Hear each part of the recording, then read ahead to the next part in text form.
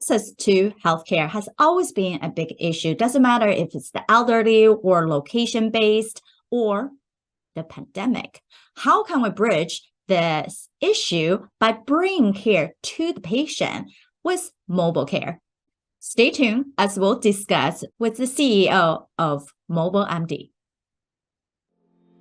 Private practice owners, are you ready to rewrite the rules for your practice so you can have more time off, a great team, and more income while delivering better patient care? Then you're in the right place. Welcome to The Provider's Edge TV. I'm your host, Sabrina Runbeck. I'm a provider, an international peak performance keynote speaker, and a best-selling author. My guests and I help providers like you to control your practice, control your life, and control your future. This is your defining moment to be a disruptor in healthcare. Hello, everyone. This is your host, Sabrina Runbeck for The Provider's Edge. Thank you for coming back. And today we have Garrett with us. He is a physician associate and has been practicing since 2008.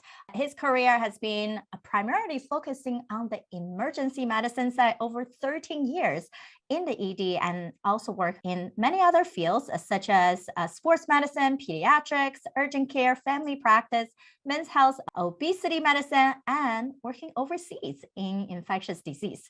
And that's the amazing thing about being a PA. You can jump around many different subspecialties and discover where is the best place where your heart lays and fit in with what you are doing. And for each of his experience, he demonstrated that the primary problem in the healthcare system is getting access. And then we know there are a huge amount of underserved and underinsured patients in the US. Number one state is in California, and number two is happen to be in Texas, where I am. And he also created 3 separate practices for House Call MD, Alpha MD, which is telemedicine for men's health, and also House Call IV for IV infusion. So can't wait to chat with you. Thank you so much, Garrett, for being here. Thank you, Sabrina, for having me. I appreciate it.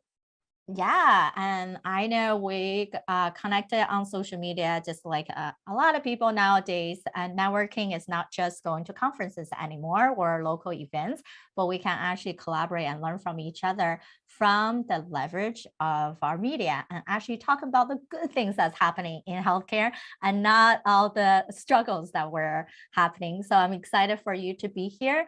And one thing is, of course, I can never do the best introduction for my speakers. And so I would love to hear what was the initial passion for you getting into medicine? And then what was the pivotal moment to switch from working in all different subspecialties and finding out your true connection in opening up these practices yourself? Sure. Well, I guess a brief background for me. My passion for healthcare and medicine actually started back in high school. I worked for the local fire department as a volunteer fire cadet, which gave me exposure to pre-hospital medicine. And a lot of the work I did was, riding with ambulance crew. And so that intrigued me, and I got my EMT certification in high school and worked through high school, actually, for the ambulance service that worked with the fire department. And then I continued working for the same ambulance company through college, where I actually found my passion for healthcare extended from just like sports medicine, which was my goal. I wanted to work in sports medicine, but I found that was a very limited population. And so I liked working with a more general population in working in pre-hospital medicine. So once I finished my degree in sports medicine, I thought I was going to maybe go on to pursue physical therapy, but I was working in a sports medicine clinic as well for my undergraduate. And the doctors I spoke with actually introduced me to the profession of PA. And so I had no idea what it was really up until I almost graduated And so I explored it further and found that it seemed like the good fit for me, because I'm not someone that likes to be tied down in one, area. And I have multiple interests. And so I debated med school, but all of the physicians I worked for at the time said that they thought my personality would better fit PA. And sure enough, it did. And so I did go to PA school at Emory University, and did well there. And then right out the gate, I actually decided if I'm going to ever get a chance to work overseas, it's now, before I have a mortgage and kids, and, I'm not married, so I might as well just go. And so I worked overseas. I worked with the Baylor Pediatric HIV and AIDS Initiative, and in Malawi, Africa there. And then came back, and from then on, I was basically devoted to like ER and urgent care. And did that for a while, and then also worked, in like a devoted pediatric urgent care and a devoted pediatric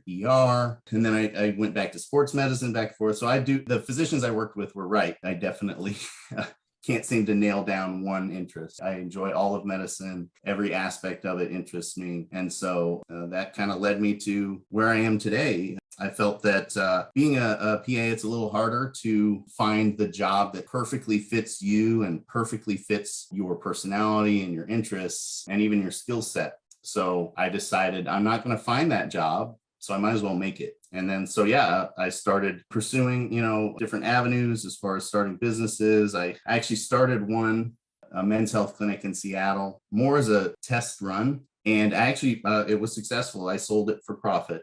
But it still wasn't exactly what I wanted. And eventually I created House Call MD, and that's been thriving. We're based here mainly out of the Seattle region, but we're actually opening a second branch in Los Angeles, California in January of 2023. And we're in talks now with someone opening a franchise out in Washington, DC as well, utilizing our software and healthcare delivery model. So that's essentially my story, as abbreviated, I guess, as I can make it.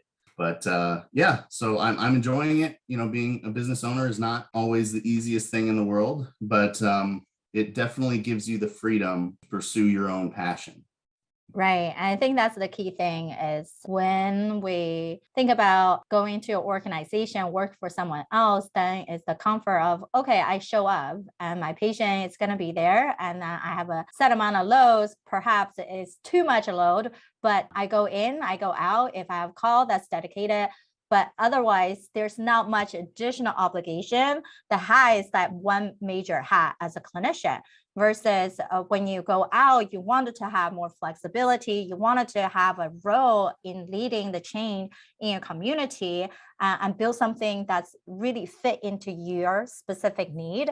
And then there are more challenges. And at the same time, those challenges can be exciting as long as we don't play into the side where you're hustling all the time. And then at the end of the day, like, what am I actually hustling for, right? And then just so we can keep aligned with that mission, that vision that we created from the get-go. It's exciting for you to even mention, well, sometimes you have to build a business and knowing we have to exit. It doesn't mean you always build something, you just have to keep it forever. It can be a transition to know when to move on to the next thing. So I wonder what made you have that light bulb moment to say, hey, this is not the right thing. And also, as you start building franchise or building additional branches of your interests, you understand this is the right moment that I can add versus this is the right moment to exit. I get asked that question a lot from friends of mine who are wanting to start their own business or whatever. And they ask, when is the right time? And most honest answer I can give is the only right time is now, because there's never the right time. You got kids, you got family obligations, your bills are never, exactly like you want them to be. It's never the right time. So now is the time to do it, to just pull the trigger. And for me, I promised my wife, I said, these are my passions. I want to pursue them. And I said, I promise you, I will not make us go bankrupt, right? That was her one thing. She says, you can pursue whatever you want, but we got to pay bills. So I said, of course, I'll do that. And so for me, I wasn't like a lot of business owners who felt I'm going to get a big loan. I'm going to get a $200,000 loan from the bank, and I'm just going to dive into this. I'm going to cash out my 401ks, and I'm just going to do this, which a lot of people do. I was like, well, I see no reason I can't slowly creep into this and, slowly build clientele and slowly build patient volume and slowly build word of mouth. And so that's kind of how I started. I was working full time in an urgent care. And I actually was also working a part-time job at a weight loss clinic at the very same time. And I decided I'm going to start, because for me, I had the idea of the house call MD is basically a mobile urgent care. We see people in their homes. We basically provide all the same services. We partnered with a mobile x-ray company and do x-rays in people's homes. We do everything, that any urgent care can do. And so I just started seeing patients after my shifts, and going to their homes. And, over time, again, I never spent a dime in marketing. And over time, word of mouth really was the name of the game. And we've basically doubled about every quarter, we double our net income. So, which makes sense to me, especially COVID was hard for a lot of businesses, but it was a bit of a boon for us because people could no longer leave their homes to go to clinics to see their doctors. So the only option was to have a doctor come to you. And that was us, literally the only company in the region that did it. So in fact, we were the first company at least in Washington state to do at-home COVID tests. And we were the only company for almost a year to do at-home COVID tests. And we got a contract with the county to do it. And so that was, again, so for us, it was a bit of a boon because it helped us in our marketing, being like, well, your doctor's clinic is closed, or they're only doing telemedicine and you're, 75 years old and don't know how to use a smartphone, then we'll come to you. So COVID, again, was serendipitous for us. It added a lot of difficulties as well. But in a way that I think about it like this, like if I had decided to wait to start the business, I wouldn't have been ready to provide that service. I wouldn't have been prepared. I wouldn't have had staff. It would have taken a lot of lead up time. So again, the right time is now, because you never know what is coming around the corner, and just don't be afraid to pursue your passion.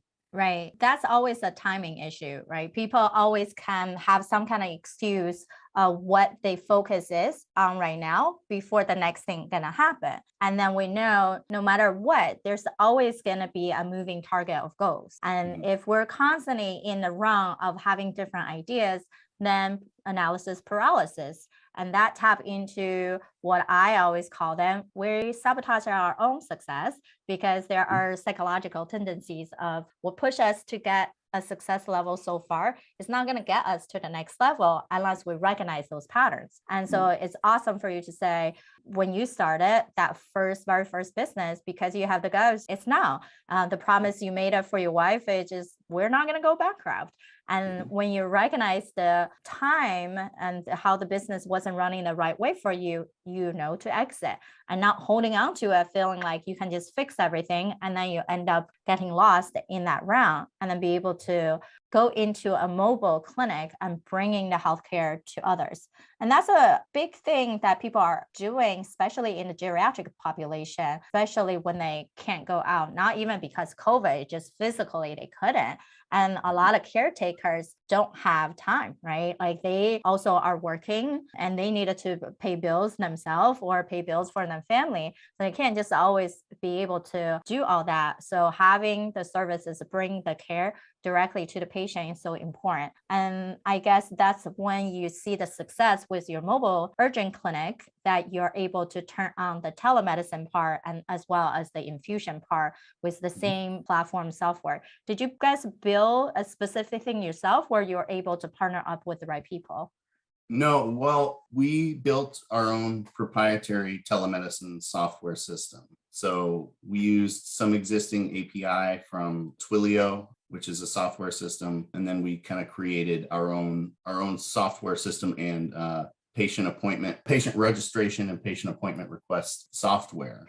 And ultimately, once that was created, our business basically doubled within about 3 months, and then again quadrupled like about 1 or 2 months later. And the reason for it is we wanted The biggest problem, I think, like you introduced when we first started this conversation, is that I felt the access to healthcare is the biggest problem that faces the US healthcare system. There's plenty of doctors and nurse practitioners and PAs and whatnot out there, but the patient getting an appointment slot to see somebody, it's right now, it's rather abysmal. I mean, it generally takes, at least here in the Seattle region, on average, it's 8 weeks to see your regular doctor. The average wait time in an urgent care right now, currently in King County, is 6.5 hours. So obviously, those are huge barriers to access. And then the majority of patients in the United States that are seen are over age 75, right? So everybody was excited for telemedicine. It's amazing. It's going to increase access. People are going to love it. And essentially all these investors were like running to this gold rush of telemedicine. And again, I started a telemedicine company as well, but I knew, having worked in healthcare, if you are gearing your telemedicine software like any regular telemedicine software where you have to sign in and click a link and they have to have email or whatnot, you're missing 80% of the people who normally need healthcare. Young and healthy people who can manage technology, they need healthcare, but not nearly as often, maybe once a year, twice a year tops. When you're 75 years old and you've got COPD and CHF and coronary artery disease and hypertension and hyperlipidemia, and you get cellulitis all the time from your peripheral vascular disease, you got yada, yada, yada, right? You need a doctor's visit oftentimes twice a month. So all these telemedicine companies, Amwell, all the big companies, they don't help the people who need it, the people who really need healthcare. And so the software system that we created, the goal was to make it easy for the caretakers at adult family homes, assisted living facilities, memory care facilities, to register a patient and then to make an appointment request for one of our staff to come see them. We also have the ability to train the staff to do what we call augmented telemedicine, where we actually go into a facility, train the LPNs and CNAs and stuff how to facilitate a telemedicine visit. And each facility we partner with, we give them a tablet, we give them a digital otoscope, a digital stethoscope, so they can actually get data for the practitioners to make, again, a more accurate diagnosis, because then you'll have additional data. If you have a telemedicine appointment for someone with ear pain, that could be a lot of things, right? But without an actual visualization of the tympanic membrane, you don't know if it's an ear infection. You don't know if it's appropriate to do antibiotics. And so with our model, they schedule the appointment, they use the digital otoscope, they send a digital picture to our practitioner. The practitioner can then view it and say, yeah, that does look like a red eardrum. There's asymmetry. I think it is an ear infection. Please put me on with the patient and I'll speak with them about the findings and treatment options. So it creates a better experience for the patient, and it creates a more accurate diagnosis, because now you've got vital signs and you've got actual, physical exam findings. And with the digital otoscopes, you can hear wheezing, you can hear bronchi, you can hear, actual lung sounds, so you can diagnose from afar with the technology that exists today.